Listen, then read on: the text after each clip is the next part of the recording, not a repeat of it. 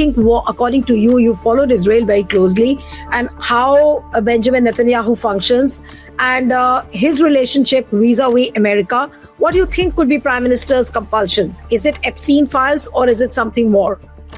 No, it's more than Epstein files. I think that because Netanyahu is a perfect blackmailer, he knows where to pull the strings and how to pull the strings. I'm sure because when Epstein was having his own office in the FBI and he was having, espionage on everyone who was going in and out of it, be it Hardeep Singh Puri or others, though I don't know if Hardeep Singh Puri went to the exotic island that he talked about. But the entire point is that there is a lot of data that has been collected. Why does Trump or Modi got the Knesset medal? This medal has never been given to anyone. It has actually been curated and created for Modi. My question is that why didn't Netanyahu give the Presidential Honor Medal to Modi, which has been given to Henry Kissinger in the past, or Obama, or even Angela Merkel? This entire infatuation with Mossad or with the IDF or with Israel, that they are saviors, and we in India are surrounded by, the same threats like Israel, a small country, just not bigger than Delhi NCR is surrounded. We are brothers and everything. But the idea is that Judaism is an Abrahamic religion, then does not believe in the monotheistic, polytheistic nature of Hinduism. How does those two connections meet? They don't meet. Said that, to a Qatari royal, that look, Indian Prime Minister went to Israel, he sang and danced, and they executed the entire plan. So I don't know what singing and dancing happened yesterday. But the point here is that it is a parasitic, symbiotic relationship. We are the third largest, God knows what GDP in the country. What is the GDP per capita?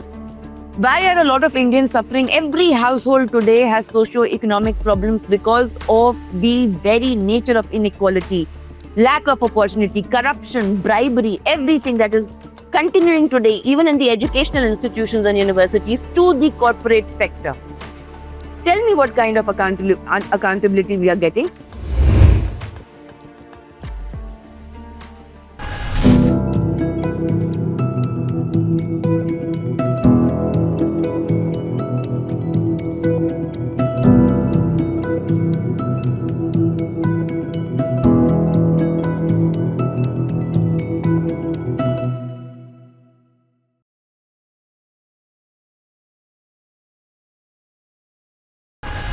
Hello and a warm welcome to HW News Network, your one-stop show, truth be told, for some engaging and thought-provoking conversations. Prime Minister Narendra Modi yesterday addressed the Israeli parliament, that is Knesset, and he outlined plans to strengthen relations by working together in innovation, technology, and economic development. In fact, he said that the friendship between Israel and India remains a source of strength in an uncertain world.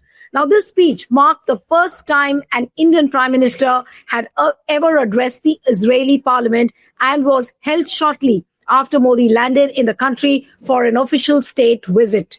What we are also seeing that he also said that the two countries are both ancient civilizations that have flourished in innovation. Our partnership is grounded in shared experience. And then he also spoke about how Israel and India will share an advanced AI technology. Now, while Prime Minister Modi was speaking, he also saw the opposition leaders walking out. And obviously, they were in defiance of the Israeli Prime Minister Benjamin Netanyahu. But this became a marked feature, and it's all over the social media how opposition leaders walked out. But Israel granted Modi the first ever Knesset medal at the podium. But now, as Modi winds up this Israel tour, what could be the outcomes? And was it a successful visit? What has Prime Minister Modi and Benjamin Netanyahu really achieved from their perspective? So we'll try and discuss all of this. Joining me this evening is international affairs expert and someone who follows Middle East and Israel very closely. Dr. Shubhda Chaudhary joins us. Thanks so much, Shubhda, for joining. And my first question to you is that Prime Minister Modi's speech was all about ideology and the good friendship between Israel and India. How do you see this 2 days visit as Modi now winds up the tour? First of all, thank you for inviting me. My first question is that the announcement of this tour was not done by the Ministry of External Affairs, was not done by the PMO. It was done by Benjamin Netanyahu itself in the American Jewish Congress, which has been established in 1955. It has more than 50 plus Jewish organizations that have a direct line with the Republican Party. So that was something which did not make any sense, the cognitive dissonance between the Israeli parliament and the Prime Minister versus Indian PMO and the Ministry of External Affairs. The second thing that I want to ask is that Prime Minister Modi got the Knesset medal. This medal has never been given to anyone. It has actually been curated and created for Modi.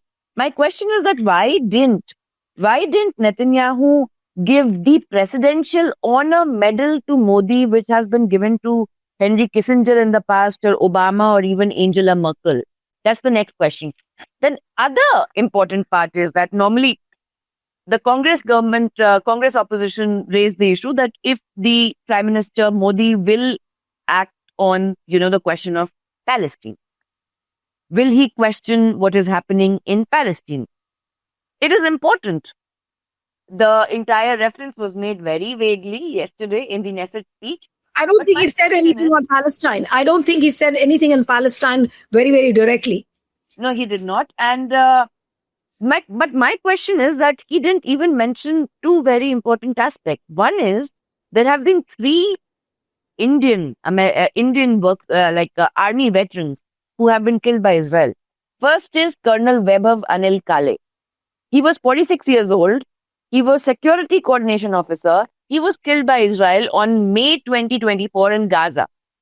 The second person who died under mysterious medical circumstances was Brigadier Amitabh Jha. He was the deputy force commander of UNDOF at Golan Heights. Third is Havildar Suresh R, who also died because of injuries. That was not talked about. The next thing that was not talked about, as Indians, we should be very careful of it. There was a video that circulated that few workers from Uttar Pradesh who have gone to Israel to work over there. Now, why did they go? Because after 7th of October, a lot of Thai and Filipino and more than 90,000 Palestinian workers, their permits have been removed. So the cheap labor was imported from India. Now, two of them were mercilessly beaten by three Israelis in Ashkelon Park. When did this event take place? The video came out on 17th of February, but this incident took place on December 14th last year. So what is the safety guarantee of our workers, Indian workers in Israel? There was no comment on it. The next thing which I don't understand is, when in 2017, the entire narrative which was given is that India is dehyphenating its approach. We are moving from Nehruvian non-alignment to multi-alignment. We are the voice of the global south. So Palestinian President Mahmoud Abbas was invited to India and then Modi goes to Israel. It is a dehyphenated visit. Now what I don't understand is the role of Anil Ambani and Hardeep Singh Puri in it, because the first thing that happens is any kind of diplomatic protocol goes through the Ministry of External Affairs. That did not happen. Then what happened is that on March 16, 2017, this is March 16, 2017, the sex offense case against Epstein was registered by FBI in 2008. So it is impossible that the official delegations or Indian intelligence officers will not know about the sexual prostitution ring and blackmail channels which were going under Epstein's influence.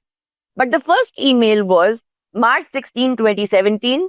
Ambani writes to Epstein. Ambani is not a diplomatic figure.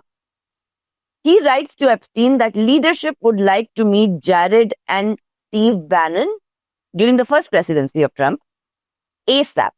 Now, who is this leadership in capital L? First. Second is on March 29th to 31st, Epstein asked Ambani about what is Israel's strategy for Modi. Then on June 26th, Prime Minister Modi goes to visit Trump. And on July 4 to 6th, he goes to Israel. Now, on one hand, when America has started pushing all the sanctions on us, like, 26%, then 50%, then 18%, a lot of us have suddenly found the voice to criticize the American government, which we never used to do before. And there's a lot of, especially when he's saying about Rafales being crashing and all of that. I'll see these visuals a little later, Shubda, because I'm also seeing visuals of Prime Minister Modi visiting the Yad Vashem and the Holocaust Museum he's gone to.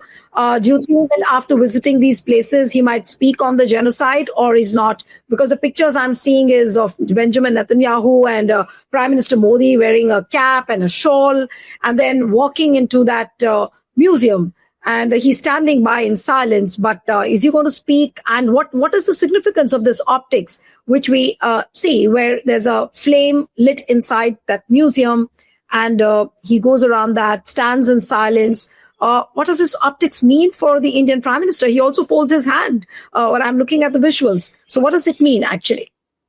First of all, any government that invites any other foreign government's dignitary to the country to visit the Holocaust Museum but continues a genocide, that itself is a facade.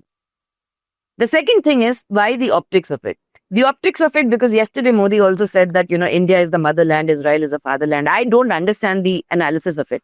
But the analysis of it is also in the optics to create a kind of bonhomie between hardcore ultra-right Jewish Zionist lobbies and Hindutva. That is the entire optics of it. This entire infatuation with Mossad or with the IDF or with Israel, that they are saviors, and we in India are surrounded by, the same threats like Israel, a small country, just not bigger than Delhi NCR is surrounded. We are brothers and everything. But the idea is that Judaism is an Abrahamic religion, then does not believe in the monotheistic, polytheistic nature of Hinduism. How does those two connections meet? They don't meet. The second thing is that this entire facade, even the AI summit, why the AI summit, the idea of it was taken from Paris, in the Paris AI summit. That is why Macron comes to Delhi for the AI summit. Why was the facade of the AI summit done? Because you cannot have a pure weapons transfer without any kind of, subterfuge. So that was just the PR marketing which was done. But the second thing which is happening, the PR marketing that is happening by the name of the Holocaust Museum and Fatherland and Motherland, is about 8 to 10 billion deal of defense from Israel to India. What are these defense deals? These are Israel's aerospace program, which is a long ballistic missile, Rafale's David Sling, Iron Dome, laser-based Iron Beam, Elbit Hermes 900 drones, Rafale Spice, Rampage missiles. But the problem is, first, US has the veto power when it comes to Israel sharing any kind of defense equipment to any other country. US can completely veto it. Trump can completely veto it. The second thing is, they already are the largest arms importer from Israel, 34%. That defense deal doesn't make any sense apart from the fact. So on one hand, we are being very silent when Trump is saying that, he has something on Modi and he does not want to end his political career. By the same time, we are trying to go to Israel to lobby for Trump. Because what is the guarantee that if in 2017, Anil Ambani wanted to go into the inner circle of Trump, what is the guarantee that this is not the same case? What do you think is the main objective of Prime Minister Modi going to Israel this time? Is he again lobbying for Trump, or is he lobbying for Netanyahu? We should not forget that there are elections after 4 or 5 months in Israel. So has he gone to prop up support for Netanyahu because he's facing a lot of opposition in the country? So has he gone to lend a hand of support to Netanyahu, or is it to please Donald Trump that he has gone to Israel, Prime Minister Modi? See, Epstein, who hated Indians and said that India smells like shit and is filthy and I have nothing to do with India, said that, to a Qatari royal, that look, Indian Prime Minister went to Israel, he sang and danced, and they executed the entire plan. So I don't know what singing and dancing happened yesterday. But the point here is that it is a parasitic symbiotic relationship. Netanyahu is using the leverage of Prime Minister Modi's visit to Israel because he's completely cornered off. From 2023, how many heads of state have gone to Israel? Only two. One is Joe Biden, the other is Rishi Sunak. Only two. So this is the third most important visit for him. He is facing backlash within his own opposition group. The reasons are, first, from January 2023, day before 7th of October, there were protests against Netanyahu because he wanted to overhaul the judicial system. The first female woman attorney general, Gali Behrav Miarav, has been completely psychologically, physically, emotionally assaulted by the so-called BBs, or the lobby groups which are loyal to Benjamin Netanyahu. The second is that his own party, because the IDF has been working, IDF are, when they are drafted into the Israeli army, who are they? There are two kinds of drafting. One is that once you are 18 years old, if you are a Israeli boy, then you have to be drafted in the army for 2 years. And if you're a woman, it will be 1.5 years. After that, in case of any war, you can be immediately called. Everyone is an IDF draftee. So you can be immediately called. So now what is happening? Since 7th of October 2023, Israel is in a 7-front war. The IDF members, the army men, they are working in 2 shifts. They are missing birth, they are missing funerals, they are missing they are committing suicide, they are dying by suicide. So, a lot of opposition to that. Second, Netanyahu did not meet the hostage families. He did not meet the hostage families. His ministers like Smotrich, even there is no doubt that Netanyahu is facing a lot of opposition, but I'm concerned more about our prime minister who visits a country which is right now being headed by a war criminal. Now, there's already a lot of social media anger on this, and I would like to come to you. Say, for example, Suhasini Haider, she's just written, and I'm going to show that tweet. Aragchi says Iran disappointed with Modi visit. Hopes PM Modi will remind PM Netanyahu that this is not an era of war. Address question of Palestine. Now, this is what is being said. Now, how are the countries going to react? You yourself just now said that for the last 3 years, no state heads have thought of even going and visiting Israel or meeting Benjamin Netanyahu. But Prime Minister Modi chooses to do that. And then he laces up the entire trip with saying that, no, we are going to do some advanced technology collaboration. Then India will have access to Iron Dome and the laser beam technology. Politically speaking, how does it show Prime Minister Modi as he winds up his Israel tour? What are the people going to talk about? How are the countries going to respond? Iran has been a long-standing partner. Look at the way Iran is reacting to it. Look, the point here is that what is the purpose of this trip and the timing of it? It doesn't make sense because there's massive, repercussions or chances of the US-Israel versus Iran war. This is not a symmetrical war. It is the war between two global power orders. On one side, you have US, Western European countries, and Israel. On the other side, you have Russia, China, North Korea, Iran, which is called as KERNC. Now, there's a difference between the governments, what they say, and the people of that country.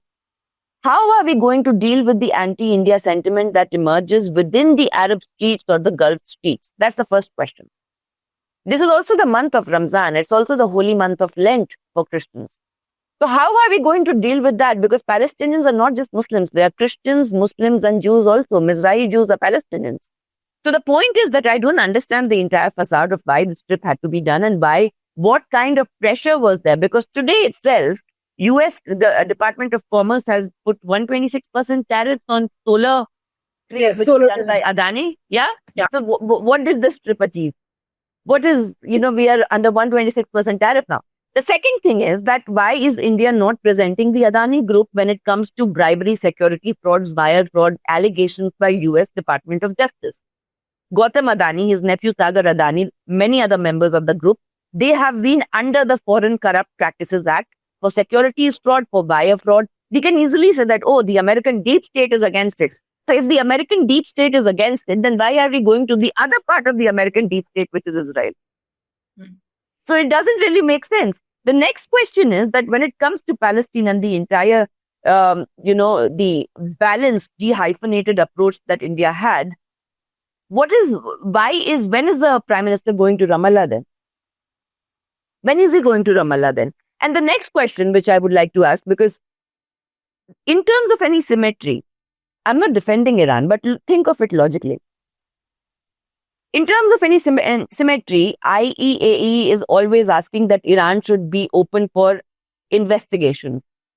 Where is the 60% 400 kg of enriched uranium? It's missing after the 12-day war. Iran should do not this, it shouldn't do that. It should also categorically lessen down its intercontinental ballistic missiles. Okay. So why does Israel, which is not a part of NPT, does not allow any kind of international agencies to inspect the Mona facility? Why not the same kind of rule-based order for Israel, which has 200 nukes? 200 nukes. In fact, there's a Samuel option. What is the Samuel option?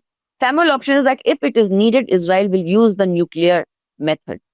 No, but just now, like what you said, Shubhda, that why did Prime Minister Modi go to Israel at a time when people are questioning that what was the need? What do you think, according to you, you followed Israel very closely, and how Benjamin Netanyahu functions and his relationship vis-a-vis America? What do you think could be Prime Minister's compulsions? Is it Epstein files or is it something more?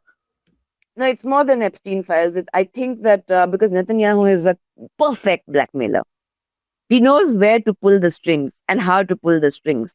I'm sure because when Epstein was having his own office in the FBI and he was having, espionage on everyone who was going in and out of it, be it Hardeep Singh Puri or others, though I don't know if Hardeep Singh Puri went to the exotic island that he talked about. But the entire point is that there is a lot of data that has been collected. Why does Trump always say that he has something on Modi and he does not want to end his political career? Why does he always does this threat mechanism?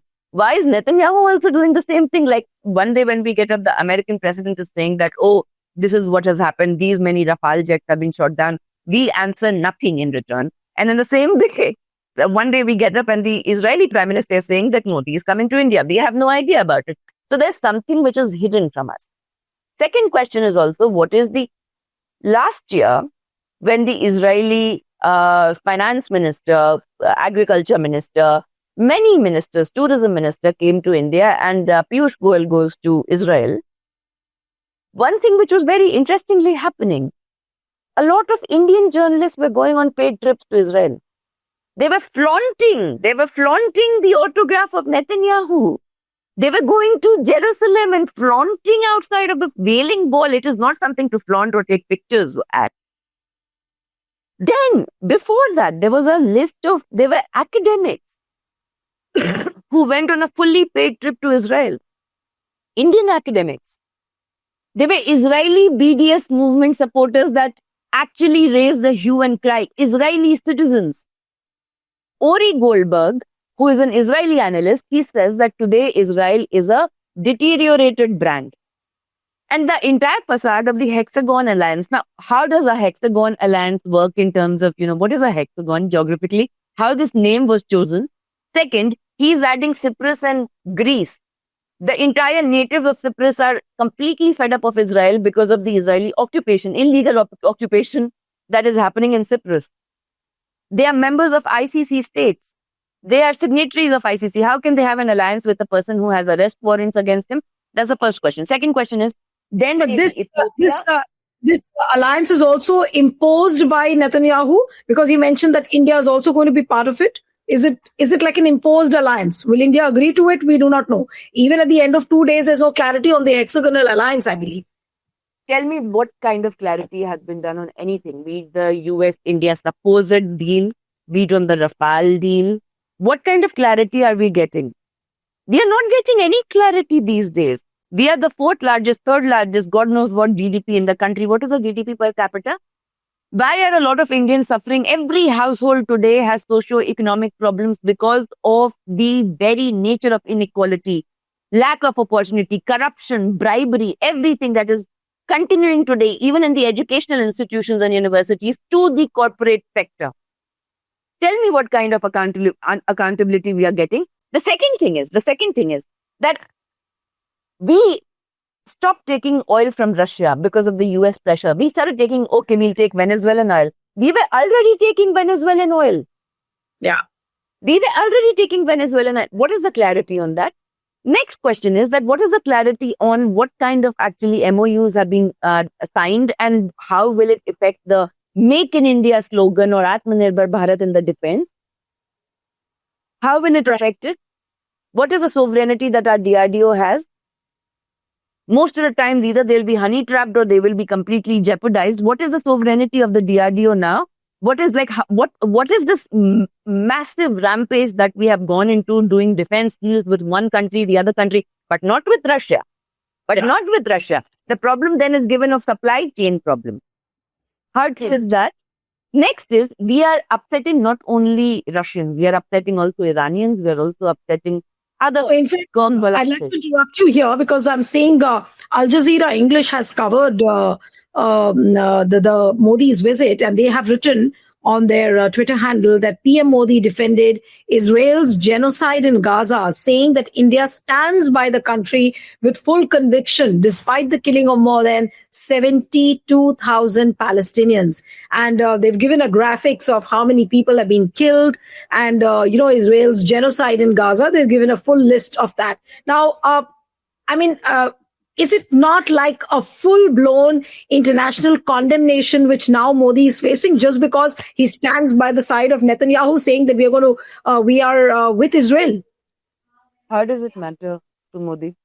And how does it matter to Israel? It doesn't really matter because if a country, and 70,000, the number, we don't know. There are no international journalists allowed in Gaza.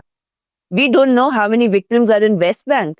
I'm talking about the Palestinian Christians, the Muslims, and even the Bedouin community, the tribal community in West Bank, that whose land has been taken illegally since 7th of October.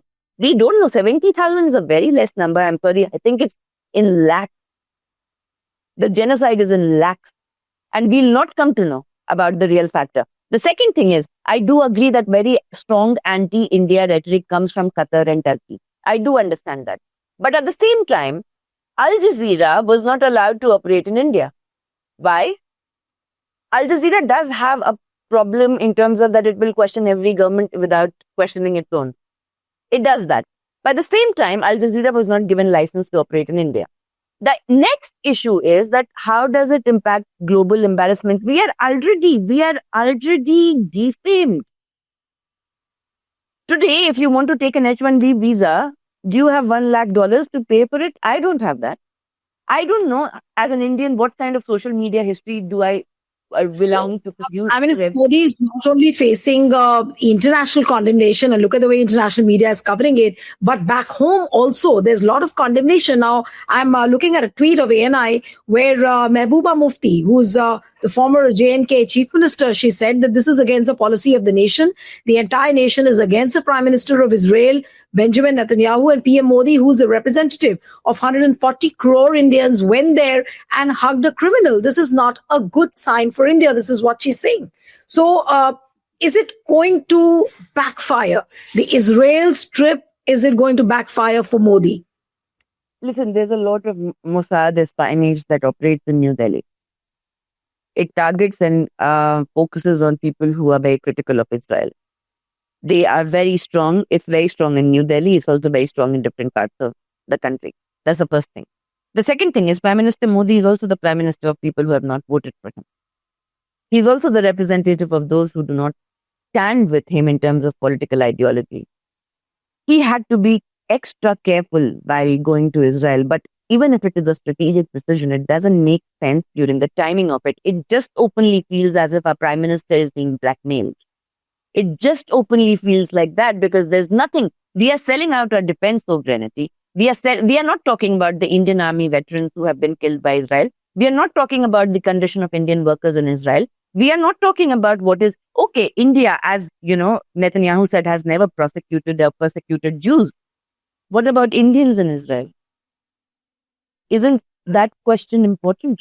Isn't the life of our army generals important? So the question is that this is beyond the layers at which Prime Minister, Cabinet and everything operates. It's beyond any kind of, they are not scared of any kind of backlashing. And ED might be sent to our homes, if we question a lot. That's it. They are not accountable. Hardeep Singh Puri is not accountable. Prime Minister is not accountable. He doesn't give a press conference. It's only Majai Baat. It's like Trump doing Truth Social every time when he does it. What is the difference now?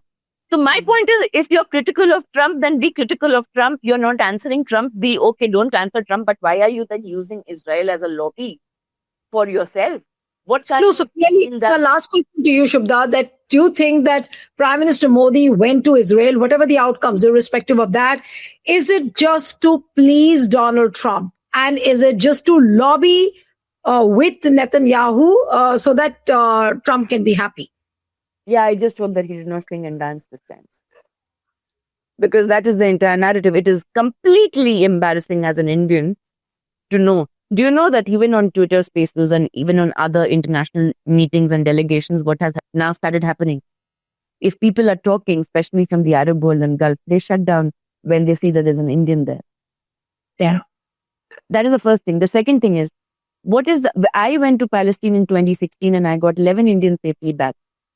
The entire amount of trauma that we faced at every checkpoint was traumatizing. And I had to ensure that the other 10 Indians are safely with me.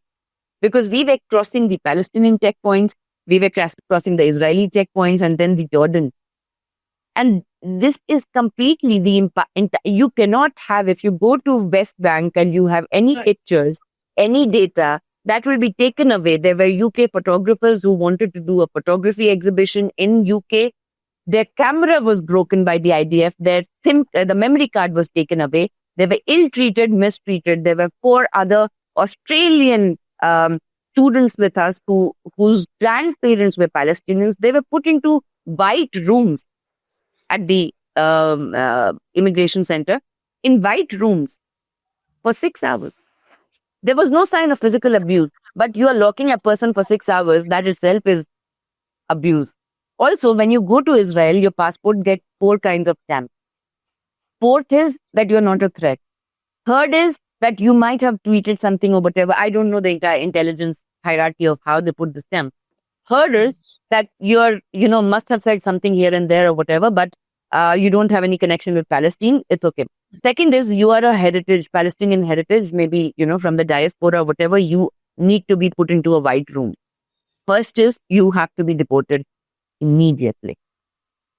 Every passport has put this stamps them when you enter West Bank or that. So just very briefly, if you could just summarize that this Israel trip has not been to the benefit of Prime Minister Modi and also for India. If you look at the way things are happening globally, very briefly. Nothing. It is not. None of it is happening. So it has backfired. Basically, Modi's Israel trip has backfired. Yes, it has backfired and it will backfire. Okay. Thank you, Dr. Chaudhary, for joining on HW. Thank you.